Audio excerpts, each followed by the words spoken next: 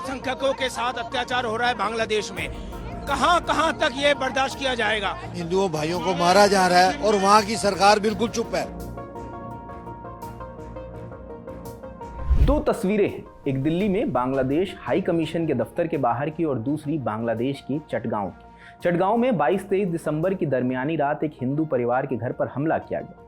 आज तक के आशुतोष मिश्र की रिपोर्ट के मुताबिक बांग्लादेश में हिंदू समुदाय के लोगों का आरोप है कि कुछ असामाजिक तत्वों ने जयंतीय संघ के प्रवासी सदस्य बाबू सुशील के घर में आग लगा दी। घटना चटगांव के राउजान उपजिला के सुल्तानपुर वेस्ट बानिकपारा इलाके में हुई है। आग की वजह से घर का सारा सामान, पालतू जानवर सब खाक हो गया, लेकिन घर के लोग अभी सुरक्षित हैं। घटना स्थल के पास एक पोस्टर भी मिला है। पोस्टर बांग्ला भाषा में है।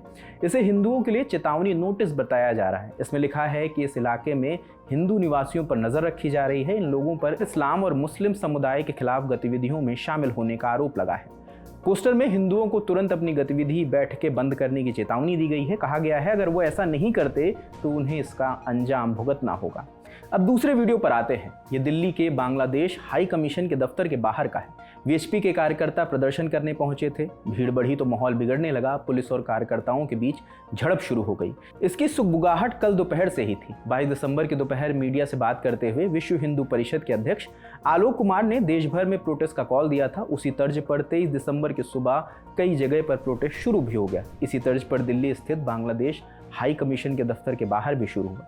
सुबह से ही यहाँ भारी पुलिस बल की तैनाती की गई थी, लेकिन जैसे ही भीड़ बढ़ी माहौल बिगड़ने लगा। हमें चाहे अपनी आर्मी भेजनी पड़े, चाहे हमारे को अपनी मिलिट्री फोर्सेस भेजनी पड़े, चाहे पावर भी हमारे को लेकर आगे आने पड़े, क्योंकि अब हम और नहीं सहेंगे। देखिए, जिस तरह से अल्पसंख्यकों के साथ अत्याचार हो रहा है बांग्लादेश में, कहां कहां तक ये बर्दाश्त किया जाएगा। लगातार जुल्म हो रहा है, वो बंद होना चाहिए जल्द से जल्द, क्योंकि बांग्लादेश में लगातार चुन चुन कर हिंदुओं को मारा जा रहा है। बर्दाश्त नहीं करा जाएगा। बांग्लादेश सरकार होश में आओ। ये नाकामी यूनुस सरकार की है, जिन्होंने पुलिस प्रशासन तक को आतंकवादी बना रखा है। पुलिस प्रशासन के शरण में कोई व्यक्ति गया, उस व्यक्ति को पुलिस प्रशासन ने आतंकवादियों के हवाले कर दी। अब विश्व हिंदू परिषद के अध्यक्ष आलोक कुमार का बयान भी सुनिए, जिसके बाद वीएचपी के कार्यकर्ता सड़कों पर उतरे। फिर आपको इस प्रोटेस्ट के पीछे के कारण भी बताएंगे। दीपू ने कोई ब्लेसेफेमस बयान दिया, ऐसा एविडेंस नहीं है। ये लीपाप होती है, क्योंकि अगर उसने ब्लेसेफेमस बयान नहीं दिया तो हत्या क्यों हुई? बांग्लादेश को इसका जवाब देना पड़ेगा। जिसकी हत्या हुई उसके पहले हादी की, मोहम्मद यूनुस खुद वहां गए जनाजे में भाषण दिया कि उसके रास्ते पे बांग्लादेश चलेगा, पीढ़ियों तक लड़ेगा। उसने तो अपनी मृत्यु के पहले एक ग्रेटर बांग्लादेश का नक्शा दिखाया, जिसमें पूरा उत्तर पूर्व बंगाल का हिस्सा, बिहार का हिस्सा उसने शामिल किया था। क्या मोहम्मद यूनुस इसका समर्थन कर रहे हैं? क्या वो ये कह रहे हैं कि पीढ़ियां लड़ करके और भारत के उन हिस्सों को वो बांग्लादेश में मिलाना चाहते हैं? एक राष्ट्र के अध्यक्ष होने के नाते वो भारत की संप्रभुता को चुनौती दे रहे हैं। इसका यथायथ उत्तर दिया जाना चाहिए। विश्व हिंदू परिषद कल और परसों में सारे देश के हर जिले में विरोध प्रदर्शन करेगी। विश्व में जहां जहां हमारा काम है वहां विरोध प्रदर्शन करेंगे।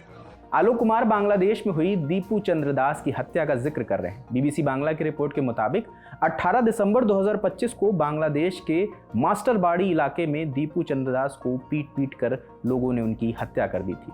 25 साल के दीपू ढाका के पास भालुका में कपड़ा फैक्ट्री में काम करते थे। आरोप लगा कि दीपू ने ईश निंदा की है, यानी इस्लाम का अपमान किया है। आरोप लगा कि इसके बाद पहले भीड़ ने उन्हें मारा, फिर पेड़ से बांधकर उन्हें जला दिया। इसके बाद एक बार फिर उन्हें सड़क पर लोग लेकर आए और उन्हें दोबारा जलाया गया। कहा गया कि दीपू ने फेसबुक पर धार्मिक भावनाओं को ठेस पहुंचाने वाली टिप्पणी लिखी थी, लेकिन जांच में इसका कोई भी सबूत नहीं मिला। इस मामले में अब तक 12 लोगों की गिरफ्तारी की जा चुकी है। इसको लेकर दिल्ली समेत तमाम जगह प्रदर्शन हो रहे हैं। सिलीगुड़ी, हैदराबाद, दिल्ली से तमाम तस्वीरें सामने आ रही हैं।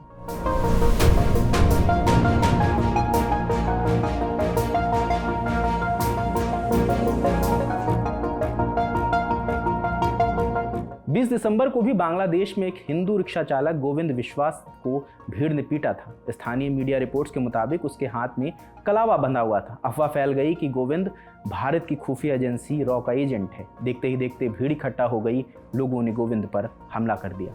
इसके बाद 22 दिसंबर को बांग्लादेश की नेशनल सिटीजन पार्टी के मोहम्मद मुतलिब सिकदा की गोली मारकर हत्या कर दी गई। तनावपूर्ण बांग्लादेश की हर खबर हम आप तक लेकर आ रहे हैं। देखते रहें लल्लन टॉप। कैमरे के पीछे राहुल हैं, मेरा नाम रजत है। शुक्रिया।